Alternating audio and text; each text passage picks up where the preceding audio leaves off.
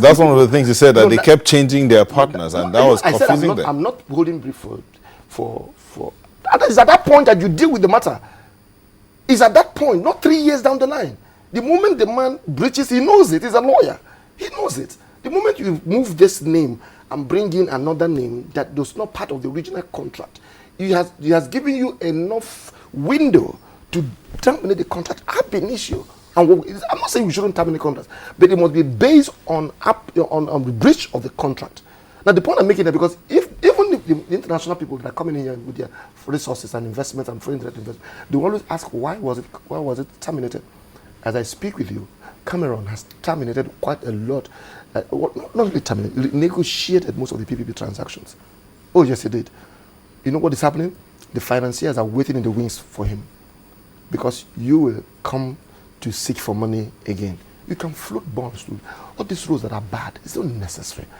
If these guys will want to fix this country, if we will say to ourselves, we are much more than this mess, a deputy director in Ministry of Works will give himself no rest until the road that is in charge works. I was in Enugu, traveling from Enugu to Port Harcourt about 2 weeks ago. It's a shame, absolute shame, that people have to get into people's backyards to get out of a road. And yet these people voted for the president. And they're just coming up in November to tell us that you're going to make the road passable, that people can go home. You are talking to some children. We are waiting for 2015. So the way it is now with this level of, should I say, approach by the government, giving it out to Julius Berger and RCC, you say, well, we're not likely to get any result?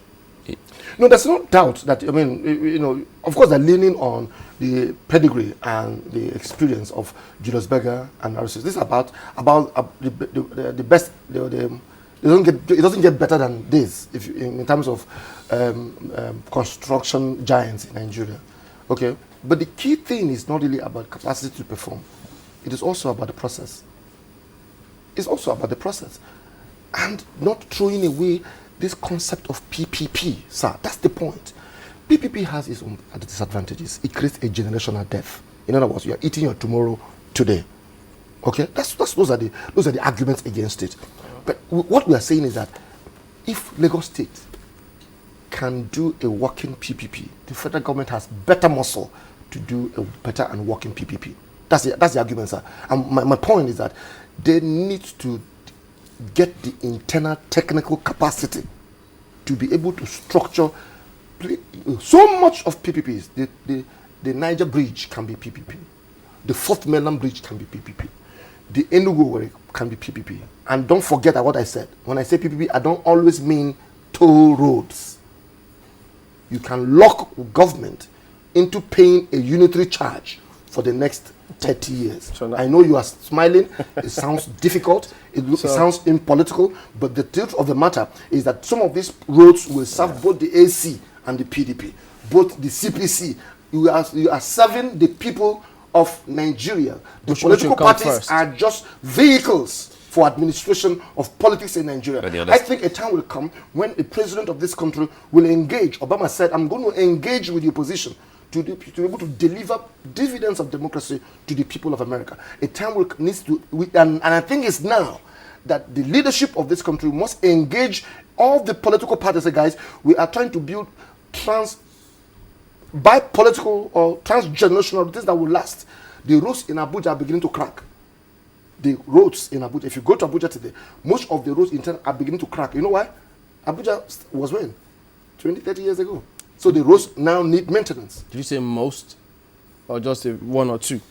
Most of the roads. Go to some of the roads, they are beginning to crack. They have lived out their lifespan.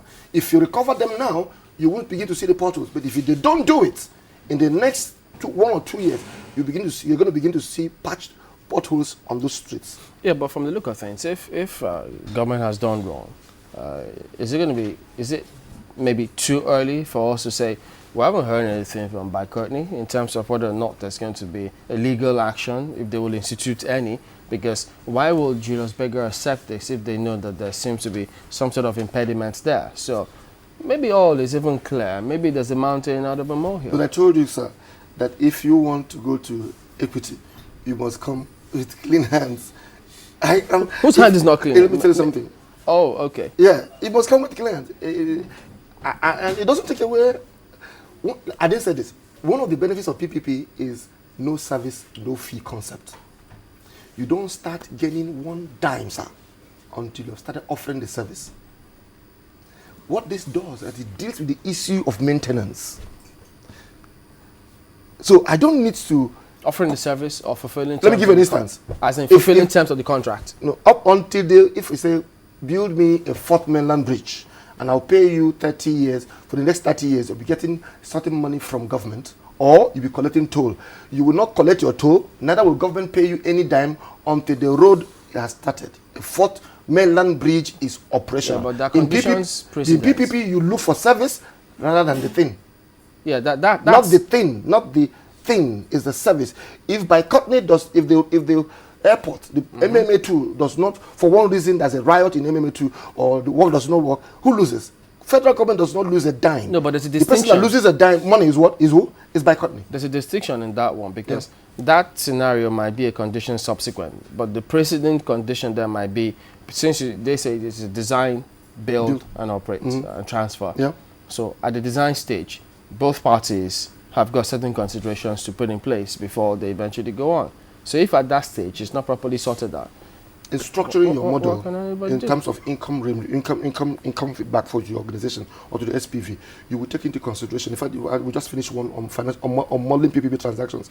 You will see that the first 2-3 years, which is considered perhaps as the construction stage, there's nothing coming in. Everybody understands it.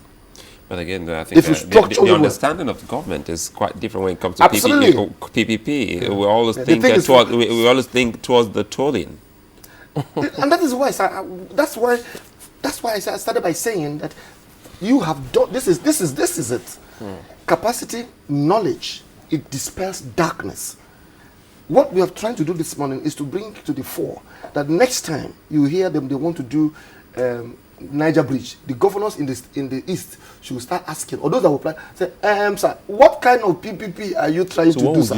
Is it a toll? What would you suggest? Or will you be paying for this? Mr. Odibo, what do you suggest we do about roads now?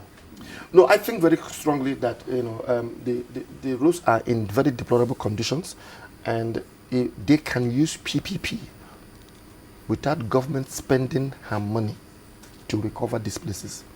At least now. Project finance, PPP is for, you can even do PPP for little things like lighting the roads.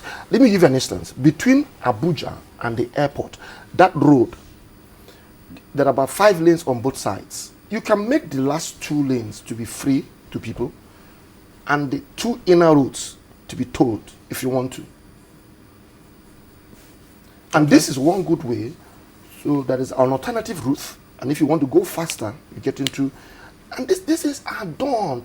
All of China you're talking about, the place is full of toll roads, and if you're telling your people you're going to bring infrastructure to them, you must also as well be fair and transparent enough to let them know what that is going to cost. So you don't think this one is transparent and fair enough?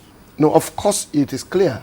If it was and it was done properly, don't forget what I said, the technical capacity to even what government brings to the table is integrity. Government does not even bring land.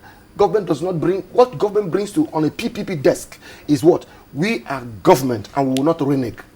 All right. The rest of it is that you go form your consortium and work for the people, and in the next 30 years we will pay you either by a unitary charge or we allow you to toll the roads depending on how you want it. So what I'm saying here, that this has happened this way does not mean that PPP is not the route to go.